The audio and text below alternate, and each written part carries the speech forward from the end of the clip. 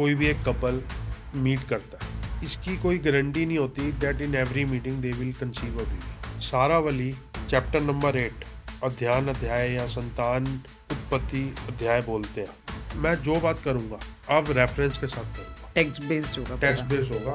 उस लड़की ने बेचारी ने ये बोल दिया that may be you have problem, आप भी चेक करा लो मेरे साथ। वो भाई साहब ने 3 बार बोल दिया तलाक तलाक तलाक। मिथुन या कन्या लगन हो तो असमर्थ इन कंसीविंग। तो तभी कहते हैं जब लेडी प्रेग्नेंट होते तो उसको खुश रखो। उसका नाम आज की डेट में IVF दिया है या IUI दिया है, उस टाइम पे तो क्लोनिंग भी होती थी। जब बच्चा किसी घर में जाता है तो वो क्या अपनी फैमिली खुद चूज करता है, मतलब पहले से प्री डिसाइडेड होता है। एज पर टेक्स्ट एक्सप्लेन करता हूँ और इसकी हम फोटो भी डाल देंगे इस वाले इसमें। 12वां हाउस द्वादेश बोलते हैं उसके। उच्च में हो, मित्र के साथ हो, स्वर्ग जैसे लोक में जाता है। और अगर द्वादेश शत्रु क्षेत्री हो, मैंने कुंडली चेक की, गुण भी मैच हो रहे थे, जिससे वो शादी करना चाहता था, वो लड़की भी अच्छी नजर आ रही थी, उसने एक बच्चे की कुंडली भेज दी मेरे को, कहता मैं इस बच्चे को अडॉप्ट करूंगा। The greatness of my teacher doctor Suresh Chandra Mishra. कोई अपने बच्चे को कैसे अडॉप्ट कर सकता है? मैं क्या बात कर रहा जय श्री राम सर। हूँ। जय श्री राम। कैसे हैं आप? मैं अच्छी हूँ सर, आप कैसे हैं? सर, आप अपने पॉडकास्ट में वैदिक एस्ट्रोलॉजी के वो टॉपिक्स डिस्कस करते हो जो कॉमन पर्सन से रिलेटेड है, उनको डिकोड करते हो। तो आज का हमारा टॉपिक बहुत इम्पॉर्टेंट है कॉमन पर्सन के लिए, चाइल्ड बर्थ और कंसेप्शन। कंसीविंग अ चाइल्ड और गर्भधान एक अपने आप में बहुत इम्पॉर्टेंट, स्पेशल और सेक्रेट इवेंट है किसी भी कपल के लाइफ में। मेडिकल साइंस में ये बहुत वेल रिसर्च टॉपिक है। एट द सेम टाइम वो बहुत सारे सॉल्यूशन भी ऑफर करते हैं अगर कोई कंसीविंग की प्रॉब्लम से सफ़र कर रहा है। तो सिमिलरली तो वैदिक एस्ट्रोलॉजी इसको कैसे अप्रोच करता है। तो आज मैं हमारे व्यूअर्स आपसे यही चाहते हैं कि आप इस कंसेप्शन और कंसीविंग बेबी के टॉपिक को डिकोड करो। होरा शास्त्र में, सारावली में, बृहद जातकम में और फल दीपिका में इसके बारे में अलग अलग चैप्टर्स में अलग अलग तरह से बात की हुई है। सबसे पहले हमने देखना होता है कि जो कपल की कुंडली है, चाहे मेल हो चाहे फीमेल हो, उसकी कैपेबिलिटी टू चाइल्ड बर्थ कैसी है। वो कैसे देखेंगे? उनके हॉरोस्कोप। हॉरोस्कोप से भी कैसे देखेंगे? आपको तो थोड़ी बहुत आती है, बताओ। 5th हाउस और पंचांग कितना स्ट्रांग है उनका, और जो प्लैनेट है चाइल्ड से रिलेटेड वो सैटर्न मून की पोजीशन D9 में क्या है। ये सब D7, हाँ, D7। D30 और सारावली चैप्टर नंबर 8, जिसको अध्ययन अध्याय या संतान उत्पत्ति अध्याय बोलते हैं। और फल दीपिका में है चैप्टर नंबर 11 स्त्री जातक अध्याय एंड चैप्टर नंबर 12 संतान भाव अध्याय। ये सबसे इम्पोर्टेंट चैप्टर्स हैं जो हमें conceiving, contraception, baby, relation with baby के बारे में हिंट देते हैं वैदिक एस्ट्रोलॉजी में। कोई भी एक कपल मीट करता है तो इसकी कोई गारंटी नहीं होती that in every meeting they will conceive a baby. हाँ, ट्रू। इसमें तो it is a possible factor of 10%, approximately 10 to 20%। यही पॉसिबिलिटी है। आज की डेट में तो उससे भी कम है, लेकिन यही पॉसिबिलिटी है कि कंसीविंग के टाइम बेबी होगा, नेचुरल कंसीविंग के टाइम बेबी होगा। इसकी पॉसिबिलिटी कम होती जा रही है। उसमें हेल्थ भी है, बहुत सारी चीज़ें हैं, लेकिन कम होती जा रही है। उसके बारे में फल दीपिका क्या बोलती है? फल दीपिका को मैं क्यों रेफरेंस पॉइंट मान रहा हूँ? क्योंकि आज की डेट में जितने एस्ट्रोलॉजर हैं ना, सब पागल बनने का काम कर रहे हैं। उनके पास कोई रेफरेंस पॉइंट नहीं है। हाँ, ट्रू। सारावली, फल दीपिका और पराशर होरा शास्त्र, जिसका समराइज्ड वर्जन है पराशर उवाच, जो मेरे हाथ में है इस समय। मैं जो बात करूंगा अब रेफरेंस के साथ करूंगा, टेक्स्ट बेस्ड होगा टेक्स्ट पूरा। बेस होगा। ये शास्त्र है। और बृहद जातकम, इसमें चैप्टर नंबर 12, इसमें बोलते हैं गर्भदान की संभावना। हम्म जब तक स्त्री की जन्म राशि से जो चंद्रमा है वो उपचय स्थान में होगा। उपचय माने 3, 6, 10, 11। ऑड 3, 6, 10, 11 मतलब 360 चंद्रमा की आपकी जो राशि है, फॉर एग्जाम्पल किसी का मेष राशि में चंद्रमा हम्म है, उससे थर्ड राशि में चंद्रमा, सिक्स्थ राशि में चंद्रमा, 10 राशि में चंद्रमा और 11 राशि में चंद्रमा। ओके अश्विनी भरनी नक्षत्र दोनों इसमें आ जाते हैं, कृतिका का कुछ पार्ट आ जाता है। तो जब इनकी कंसीविंग होती है इन मिथुन राशि 3, 6, इन कन्या राशि, हम्म इन मकर मकर एंड कुंभ कुंभ राशि, राशि दे विल नॉट कंसीव। हम्म तो इसका कोई पर्टिकुलर रीजन है कि मर्क्यूरी और सैटर्न की राशि में कंसीविंग नहीं होगी? ओनली फॉर मेष राशि पीपल, ओके जो मेष राशि मून साइन में पैदा हुए हैं। स्त्री की जन्म राशि से 3, 6, 10, 11 राशियों में जब प्रसंग हो तो कंसीविंग के लिए अच्छा नहीं माना जाता। चैप्टर नंबर 12 फल दीपिका, चैप्टर नंबर 8 सारावली कंफर्म करती है चीज। अब आपको एक टाइमिंग की रेफरेंस मिल गई। हाँ 5th house, D7, D9, D30 टिमसामसा, plus ये देख के, प्लस उसकी, अच्छा शादी भी तो देखनी पड़ेगी ना अगर बच्चा देखना है तो, हाँ सही और दी पावर टू कंसीव वो भी देखनी पड़ेगी।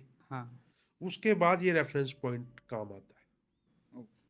तो पहले हम दोनों स्पाउस की कुंडली चेक करेंगे, फिर इनकी पावर टू कंसीव, हाँ then will go to this. Yes.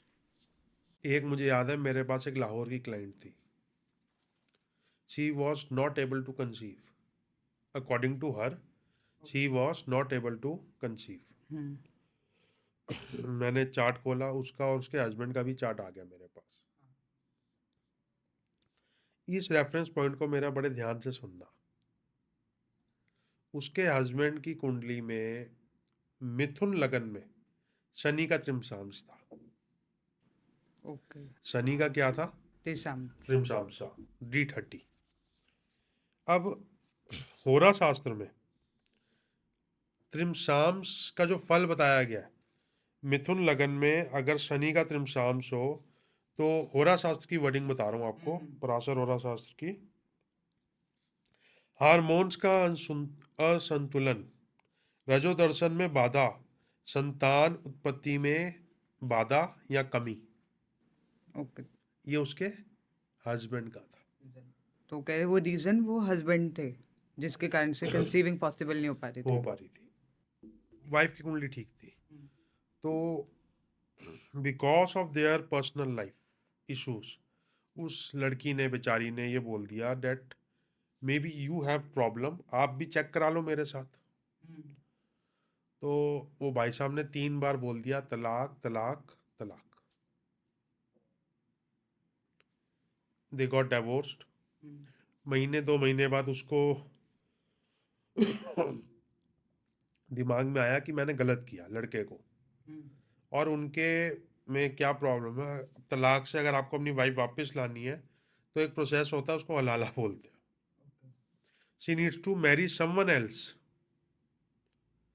She needs to marry someone else and then ही she will marry her husband again. और वो समवन एल्स कौन था? मौलवी।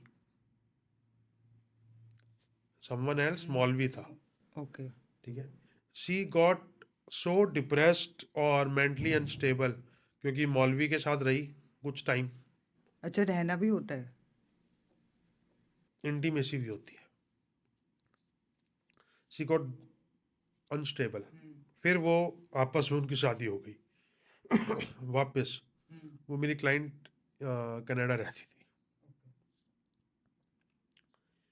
और फिर जब उसके हस्बैंड को ये पता चला कि स्पर्म काउंट उसकी कम है, तो उसने इलाज कराया, and it was so toxic कि एंड में जो बेबी हुआ वो आईवीएफ से हुआ। तो अगर वो पहले ही दिखा लेते तो इतना प्रॉब्लम होती ही ना। और 2-3 साल वो डिप्रेशन में रही। जिसके अंदर उसकी कोई गलती नहीं थी। तो ये सब चीज़ हमें सिर्फ D30 नहीं बता दिया। सिर्फ D30 में बता दिया, कोट मैं कर रहा हूँ, D30 में लगन या चंद्रमा से जो भी बली हो उसके त्रिमसांस अनुसार कुछ विशेष फल का लेखा जोखा पराशर होरा शास्त्र में दिया गया। हाँ। उसमें अगर लगन आपका मिथुन हो और त्रिमसांस में लगन आपका ये शनि का हो, तो वर्ड्स हैं हार्मोनल असंतुलन, संतान उत्पत्ति में बाधा। टेक्स्ट क्लियर है? हाँ। यही चीज, सेम चीज सारावली और फल दीपिका में भी है। फल दीपिका में ये चीज चैप्टर नंबर 11 में लिखी हुई है, स्त्री जातक अध्याय में। जो स्त्री जातक अध्याय में लिखा है वो मेल में भी वैलिड है, बट कंटेक्स्ट थोड़ा सा चेंज करना पड़ता है। ओके। तो थोड़ी सी वेरिएशन करके, बट 90% वो एप्लीकेबल है मेल पर भी। हाँ जी। चैप्टर नंबर 11 और श्लोक नंबर त्रिंशांश स्वभाव परिज्ञान, श्लोक नंबर 6। मिथुन या कन्या लगन हो तो शनि के त्रिंशांश के बारे में लिखा गया है, नापुंसक और असमर्थ इन कंसीविंग। तो आप कह रहे जो मर्क्यूरी और सैटर्न का इम्पोर्टेंसी की तरफ इंडिकेशन करता है। और मैंने एक पॉडकास्ट में, बहुत पुरानी बात हो गई अब तो, मैंने बोला था मरकरी और सैटर्न एज पर पराशर होरा शास्त्र इम्पोर्टेंट प्लैनेट्स है। मैं तो बोला नहीं था, ये तो होरा शास्त्र में लिखा है। और नीचे मेरे को कमेंट्स में लोग कह रहे हैं आपको कुछ नहीं आता। तो नहीं आता। नहीं, ये तो बुक्स में लिखा है। मेरी इस बात को बड़े ध्यान से सुनना। मरकरी और सैटर्न का इन्फ्लुएंस कुंडली में ज़्यादा होगा, डिविजनल चार्ट्स में भी, हम्म। उसमें इम्पोर्टेंसी रिलेटेड प्रॉब्लम आएगी ही आएगी।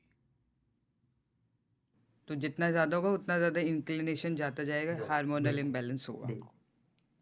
बहुत सारी, अब 2 कपल्स हैं, उनकी मैचिंग के पॉइंट में अगर हमने ये सब नहीं देखा और बाय डिफ़ॉल्ट उनका बेबी नहीं हो पा रहा, तो हमें बाकी सोर्सेज को अपनाना पड़ेगा, जिसमें आईवीएफ आता है, आईयूआई आती है, सैरोगेसी आती है। जब कभी कभी क्या होता है, स्पर्म डोनर की ज़रूरत पड़ती है, कभी कभी एग डोनर की ज़रूरत पड़ती है। तो ये सारी चीज़ें भी हम शास्त्र से इसका रेफरेंस पॉइंट ले सकते हैं। तो सर इधर ही एक मेरा क्वेश्चन है बहुत ज़्यादा, जैसे अभी हम थोड़ी देर पहले बात कर रहे थे कि मैंने ये नोटिस करा और लोगों ने भी ये नोटिस करा होगा कि कभी कभी जो हेल्दी कपल होते हैं, हाँ, या तो वो कंसीव नहीं कर पाते, डिले होता है कंसीविंग करने में, और at the same time someone जिनको मेडिकल कंसर्न है कपल को, वो इजीली कंसीव भी कर लेते हैं और जो डिलीवरी है वो भी सीमलेसली हो जाते हैं। तो वो उसका आंसर इससे रिलेटेड है। सब वक्त का खेल है। तो आप कह रहे जब कोई हेल्दी कपल है, सम टाइम लोगों हेल्दी भी होता है तब भी मिसकैरेजेस होते हैं, तो उसका ये रीज़न हो सकता है कि जो हमने अभी जस्ट बात करी कि मर्क्यूरी और सैटर्न कंसीविंग के वक्त। दुनिया का सबसे बड़ा एस्ट्रोलॉजर मेरे हिसाब से, जिन्होंने सारे ग्रंथों का अध्याय किया हुआ है, उनका नाम है डॉक्टर सुरेश चंद्र मिश्रा। कौन जानता है इनका नाम? बहुत कम लोग। आप किसी भी ग्रंथ को, एस्ट्रोलॉजिकल पुराने ग्रंथ को, अगर आपने रेफरेंस लेनी है तो इनकी बुक की रेफरेंस ले लो, आपको मिल जाएगी। और लोग जिनका नाम जानते हैं उनको 2 कौड़ी की नॉलेज नहीं है। सब वक्त का खेल है, ये ध्यान रखना बहुत ज़रूरी है। अगर सही टाइम पे गाइडेंस मिल जाती है। तो सर अभी जो आप आईवीएफ की बात कर रहे थे, ये कोई मॉडर्न टेक्निक है या फिर ये पुरानी पहले है, भी होता था? पुरानी है। अच्छा, ये पुरानी है। गंधारी जो कौरवों की माँ थी, उसको 100 पुत्रों का वरदान था। अगर कैलकुलेटर किया जाए तो 100 पुत्र तो हो ही नहीं सकते किसी लेडी के। हाँ, मैं यही सोचती थी कि उन्होंने इतने 100 पुत्र कंसीव कैसे, हाँ, मतलब डिलीवरी होती रही होगी। हाँ। तो उनमें उनका जो, क्या बोलेंगे उसको, जो एग प्लांट हुआ था, उस एग को निकाल के फिर उसको कई घड़ों में रखा गया था, हम्म। और वहाँ पे वो बच्चे प्रिजर्व हुए थे। एग फ्रीजिंग टेक्निक सुनी है? हाँ। ये तब से चलती आ रही है। 100 एग फ्रीज हुए थे, और उनके बाद ये बच्चे पैदा हुए थे। तो इतने इसका मतलब। एक और रेफरेंस पॉइंट बताता हूँ महाभारत से। हाँ। धृतराज गंधारी को बोलता है कि इतना टाइम हो गया तुम्हारी प्रेगनेंसी को और ये सारा प्रोसेस होते हुए, और तुम मुझे एक भी बच्चा नहीं दे पाई। If I will get frustrated, I can be a father to a दासी पुत्र ऑल्सो। मेरे को गीता या वो महाभारत है नहीं, मैं रेफरेंस पॉइंट भी बताता हूँ उसका। मैं दासी पुत्र से पुत्र जन्म लूंगा। और इसने उसको क्या दे दिया? ट्रॉमा। क्या दे दिया? Mental trauma. Pressure. Trauma. Pregnant women with trauma. Trauma. Dhritarashtra की मदर का आईवीएफ नहीं हुआ था। It was a forced intimacy between the two ladies. उन्होंने आंखें बंद कर ली थी कि जो भी होना है हो जाए। It was a trauma. Pandu वाली ने डर गई थी। It was a trauma. लेकिन जो विदुर की माँ थी, जो दासी थी उस time, she was feeling blessed that I am with the great person. It was not a trauma. Trauma. Pandu का नाम पांडु पता क्यों पड़ा? जॉन्टिस को पांडु रोग कहते हैं। तो जब वो पैदा हुआ तो उसको क्या था? जॉन्डिस। जॉन्टिस। धृतराष्ट्र की माँ ने क्या की थी? आंखें बंद। तो धृतराष्ट्र जब पैदा हुआ वो क्या था? ब्लाइंड। अंधा। अंधा। The third lady was feeling blessed. वो कौन था? विदुर। और आपको जान के हैरानी होगी, Chanakya Niti is the adaptation of Vidur Niti. Okay. Chanakya Niti is the modern adaptation of Vidur Niti. तो तभी कहते हैं जब लेडी प्रेग्नेंट होते तो उसको खुश रखो। शी शुड फील ब्लेस्ड ना। मतलब इतना इफेक्ट, बहुत इतना इफेक्ट आ सकता है चाइल्ड के ऊपर। हाँ, तो हम आईवीएफ के बारे में बात करें तो आप बोल रहे आईवीएफ थे बताओ। ये एग फ्रीजिंग उस टाइम पे हुआ था, तो वो तब से चलता आ रहा है। तब से चलता। तो it's not a modern technique, हमारे एंशियंट टाइम में वो आईवीएफ यूज्ड टू एग्जिस्ट। उसका नाम आज की डेट में आईवीएफ दिया है, या आईयूआई दिया है, या सैरोगेसी, ब्लड एग डोनर, या वो। उस टाइम पे तो क्लोनिंग भी होती थी। जो क्लोनिंग इतना आज मैं अपना एडवांस्ड। क्लोन नहीं बना सकता, हाँ। जबकि मेरी जरूरत 3 जगह है। लेकिन आज मैं अपना क्लोन नहीं बना सकता। लेकिन लव और कुश में कुश क्लोन है। अच्छा, वो नेचुरली ट्विंस नहीं है। The great Rishi Valmiki, love गया खो। सीता माता डिप्रेशन में ना चले जाए, क्योंकि राम जी ने वाल्मीकि जी को एक जिम्मेदारी सौंपी थी कि लव को पढ़ाना है और सीता का ख्याल रखना है, क्योंकि उनका एक फिजिकल सेपरेशन हो गया था। तो ऋषि वाल्मीकि ने, जब तक लव को नहीं ढूंढा जाता, लव के ही खून से, they use to preserve for all the things, एक क्लोन तैयार किया जिसका नाम कुश था।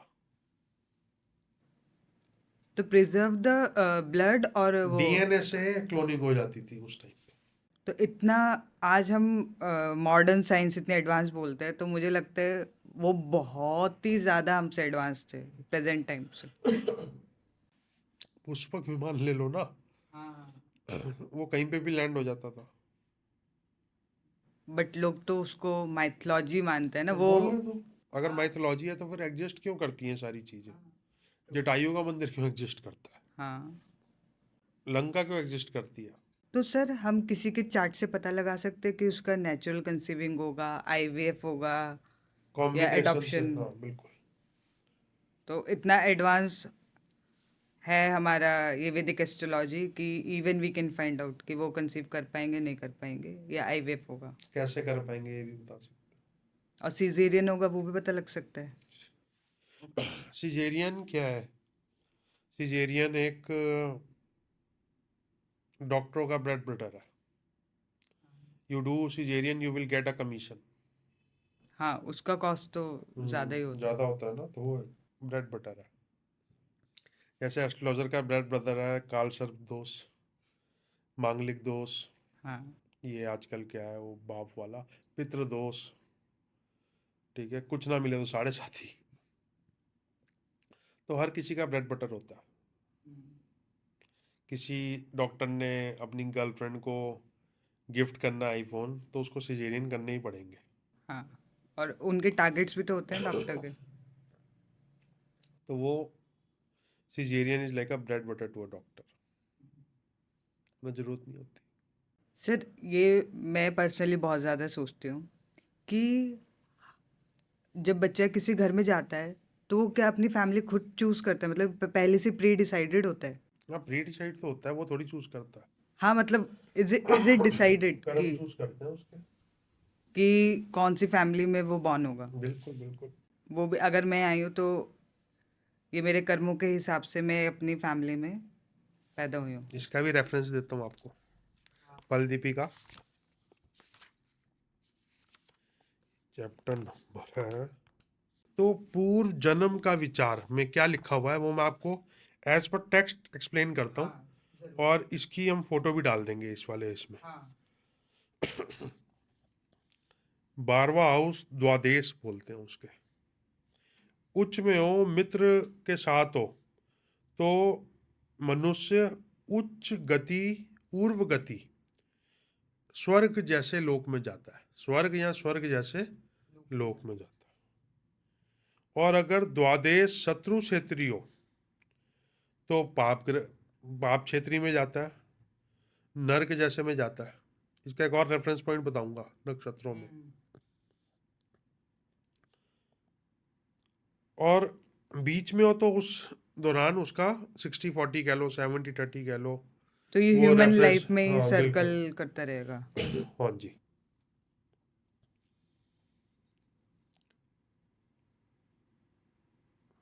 कुछ लोग कहते हैं कि द्वादश में शीर्ष उदय राशियां हों, या जो राशियां मुख से उदय होती हैं वो हों, तो जैसे मिथुन है, कन्या है, तुला है, वृश्चिक है, कुंभ है, ये शीर्ष उदय राशि है। और बाकी शीर्ष उदय राशियां नहीं है। तो अगर शीर्ष उदय, या मतलब जैसे सिंह है मेरी, तो अच्छा होता है। लेकिन रेफरेंस पॉइंट आपको ये देखना है, वो जो सन है वो अच्छी पोजीशन में बैठा हो कुंडली में। और आपका कारक भी होना चाहिए। आपका कारक भी होना चाहिए, प्लस कारक अगर नहीं है बाय चांस तो शुभ पंचक हो, उच्च में बैठा। गुलिक के साथ ना हो, अच्छे घर में बैठा हो, तो ठीक है मतलब हो जाएगा। इंद्र से मिल आओगे। तो इंद्र हो गए स्वर्ग के राजा, यमराज हो गए नर्क हम्म तो ये 12th हाउस पे बहुत ज़्यादा के। डिपेंड करता डिपेंड है। करता है, रेफरेंस पॉइंट के साथ बता रहा हूँ। लोग कहेंगे कि आपको कैसे पता? हाँ मतलब इससे हवा इससे वाली पहले बात नहीं हवा है ये। वाली बात नहीं है। हाँ, अगर आप कहते हो कि पराशर, होरा शास्त्र, सारावली, फल दीपिका, बृहद जातकम कुछ नहीं है, तो ये रेफरेंस पॉइंट भी किसी काम के नहीं है। ये ऋषि मंतेश्वर ने लिखी हुई है फल दीपिका, जो मैं एडिशन पढ़ रहा हूँ। एक क्लासिकल टेक्स्ट और है जातक सारदीप। जातक सारथी। हाँ, वो बहुत कम लोगों के पास है। उसमें भी इस चीज के रेफरेंस आपको मिल जाते हैं। अब मृत्यु के बाद वाला लोक हो गया, जो 12वें भाव से मैंने आपको बताया है, उसका नवमांश भी मैटर करता है। 12वें भाव का नवमांश। अब 12वें भाव के नवमांश से आपको एक बात याद दिलाता हूँ। जो आपके 12वें भाव का नवमांश होगा, 12वें भाव का, वही 64वां नवमांश होगा। तो मौत का कारण कौन बनता है? 64वां नवमांश। और मृत्यु के बाद के लोक के बारे में कहाँ से बोला शास्त्र ने देखने को? 12वें भाव से। 12वें भाव के नवमांश से। हाँ हाँ। 4th हाउस का नवमांश, 8th हाउस का नवमांश और 12th हाउस का नवमांश हमेशा ही सेम होगा, हाँ। एक ही प्लेनेट का होगा। जो हायर लेवल ऑफ एस्ट्रोलॉजी जानते हैं, जो अरुण पंडित से ऊपर निकल चुके हैं, उनको ये बात समझ आ जाएगी। तो 64वां नवमांश का जो मालिक है, उससे इसमें जो लिखा हुआ है वो मैं रेफरेंस पॉइंट बता रहा हूँ। शुभ पंचक में होना चाहिए, पहला पॉइंट। गुलिक के साथ नहीं होना चाहिए, दूसरा पॉइंट। पाप कतरी नहीं होना चाहिए, तीसरा पॉइंट। अगर सारी चीजें देखने के बाद है तो ये बताता हूँ। और नवमांश पॉइंट ऑफ व्यू से बात हो रही है इसमें। स्ट्रांग होना चाहिए, वीक नहीं होना चाहिए किसी तरीके सूर्य से। हो तो या चंद्र हो तो कैलाश धाम लिखा हुआ है। रिजल्ट्स भी हैं। शुक्र हो तो स्वर्ग, मंगल हो तो भूमि लोक, बुध हो तो वैकुंठ धाम, शनि हो तो यमलोक, गुरु हो तो ब्रह्मलोक, और राहु केतु भी वैतरणी नदी, मतलब वैतरणी नदी, राहु केतु वैतरणी नदी। वैतरणी नदी का मतलब है वो नदी जो उल्टी चलती नजर आती है भरनी नक्षत्र में। हाँ, जो वो कॉन्स्टिलेशंस इतने सारे दिखते हैं कि हाँ, जैसे नदी, स्वर्ग लोक जाने का लोग रास्ता भी बोलते हैं वो नदी।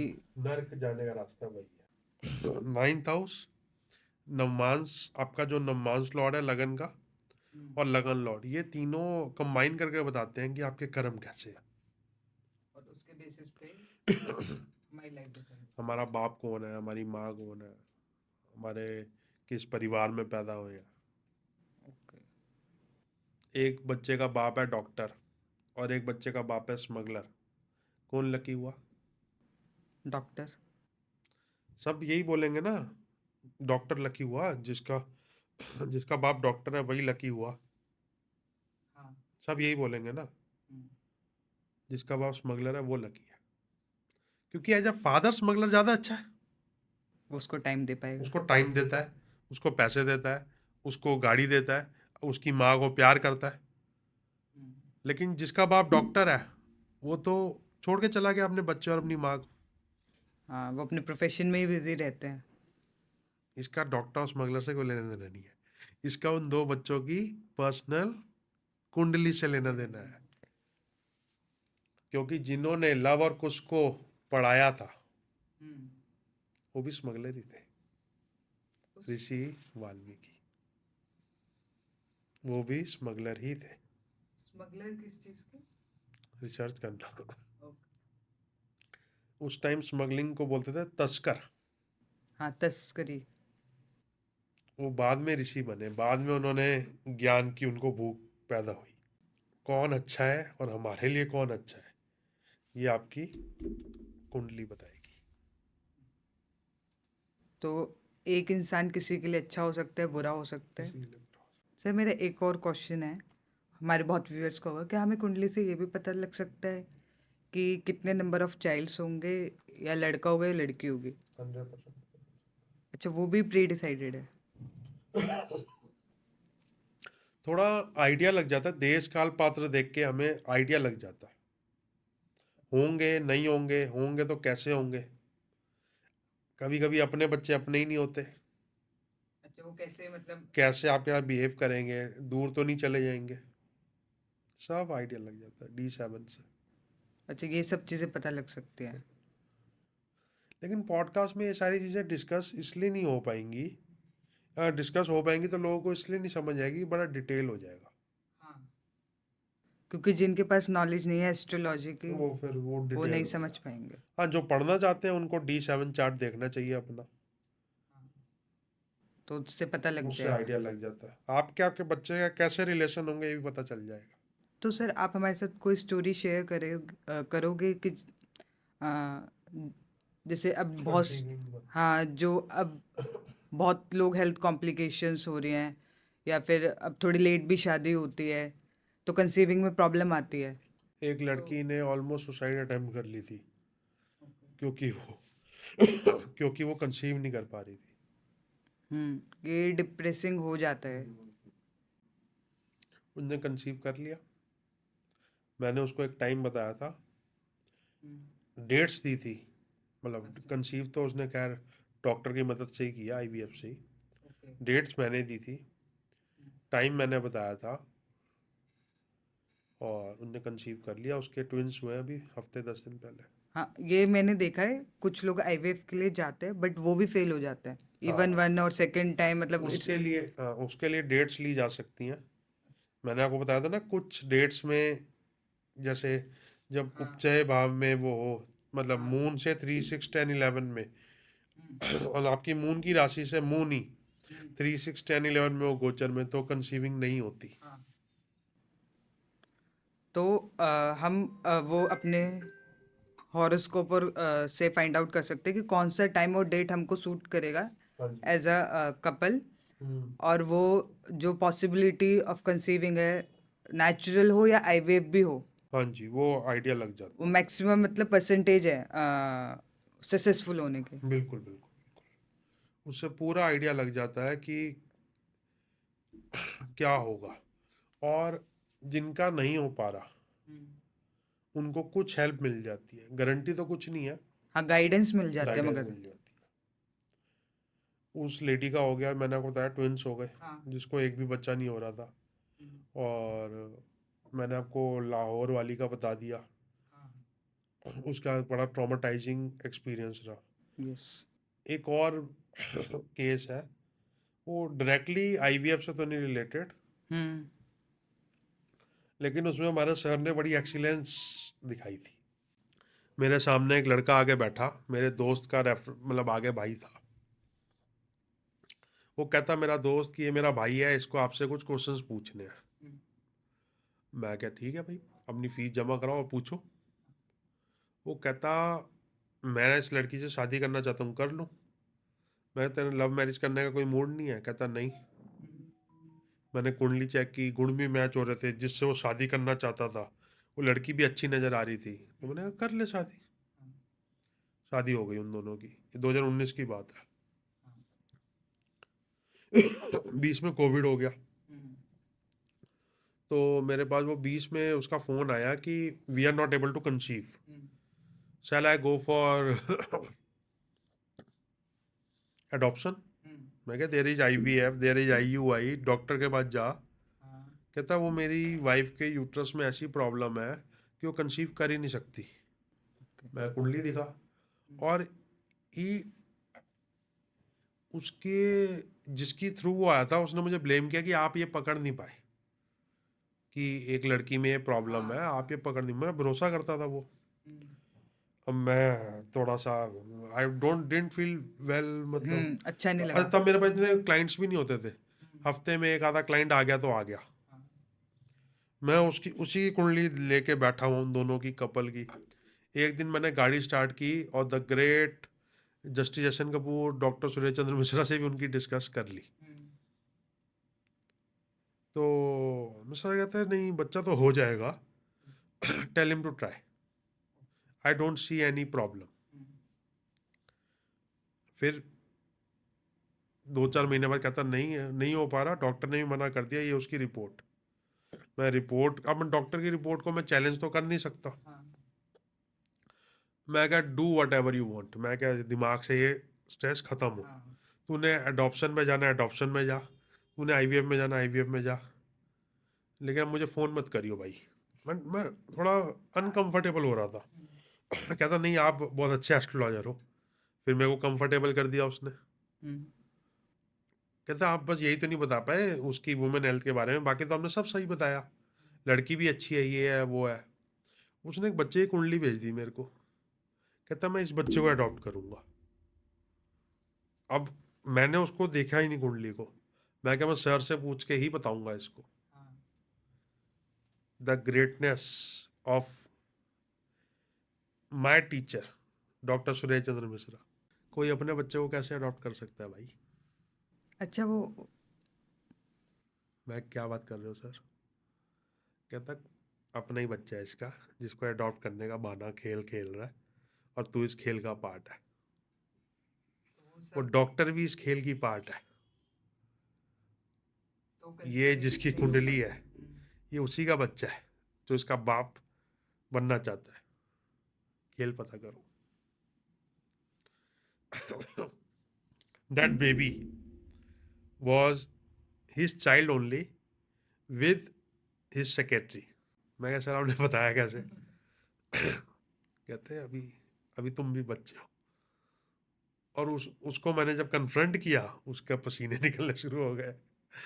पर क्या? दो कुंडली को सामने रख के ही पता लग गया कि दे आर फादर और सन। मतलब इतनी पावर है वो हॉरोस्कोप रीडिंग में। मैंने हाथ जोड़ लिए, मैं क्या सर प्लीज बता दो कि आपने कैसे बताया। कहते फिफ्थ हाउस लॉर्ड कौन है इस कुंडली में, फॉर एग्जाम्पल की बात कर रहा हूँ। तो मैंने देखा, अब वो कुंडली तो ध्यान नहीं, मैं एक एग्जाम्पल बता रहा हूँ, मैं अपनी कुंडली का एग्जाम्पल लेता हूँ। ठीक है। फिफ्थ हाउस लॉर्ड कौन है? फिफ्थ हाउस लॉर्ड है फॉर एग्जाम्पल शनि, मकर राशि। ये शनि नवमांश में कहाँ बैठा है? ये शनि नवमांश में बैठा है कर्क में। तो जो तेरा बच्चा होगा उसका या तो लगन या मून कर्क का ही होगा। हाँ, जैसे हम जब मैच स्पाउस के लिए मैचिंग करते हैं तो हाँ। और इसका बाप शरारती है, बच्चे की कुंडली में नजर आ रहा है, और बाप की कुंडली में नजर आ रहा है शरारती है। तो ये शरारत भरा हो गया सिस्टम। हाँ। तो ये हमारा गेस्ट था, मैंने उसको कन्फ्रंट किया, भाई भाई तू मुझे ही पागल बना रहा है। उसने कन्फ्रंटेशन मान ली।